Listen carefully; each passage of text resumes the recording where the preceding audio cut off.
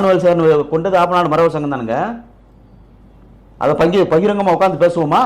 அப்படியெல்லாம் வந்து ஆதாரம் இல்லாமல் சொல்கிறீங்க. எப்படி சொல்கிறீங்க நீங்கள்? எப்படி ஆதாரம் இல்லாமல் எப்படி சொல்ல முடியும்? செந்தில் மல்லர் பேசுனது என்னங்க? அவர் எதுவும் தப்பா?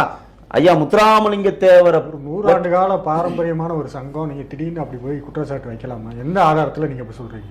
எந்த ஆதாரத்தில்? இன்னைக்கு ராமர் பாண்டியன் கொலை வழக்கில் அந்த குற்றவாளிகளை கொண்டு போய் ஏங்க அவங்க ஆஜர்படுத்தணும்? ராமர் பாண்டியனுக்கும் அந்த கொலை குற்றவாளிகளும் தனிப்பட்ட பகை.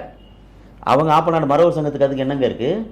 அப்போ 100 ஆண்டு காலத்திற்கு முன்பாக இவங்களோட மனநிலை எவ்வளவு மோசமா, எவ்வளவு காட்டு மிராண்டி கூட்டமாக இவங்க இருந்திருப்பாங்க. அப்ப இதே வழி எனக்கு வந்தா தக்காளி சட்னி, உனக்கு வந்தா ரத்தம். நீங்க அப்படித்தானே பாக்குற. இந்த வழி இன்னைக்கு நீ வந்து 10 மாவட்டங்களுக்கு மேலாக வந்து நீங்க வந்து செந்தில் மல்லரை வெட்டுவேங்கிற, செந்தில் மல்லரை குத்தணுங்கிற, கரிகாலனுக்கு 10 கோடி, செந்தில் மல்லருக்கு 10 கோடி, நாங்கள் நிதியை ஒதுக்கிட்டோம்னா தாங்க முடியாது. இந்த வார்த்தைகள்லாம் என்னங்க வார்த்தை?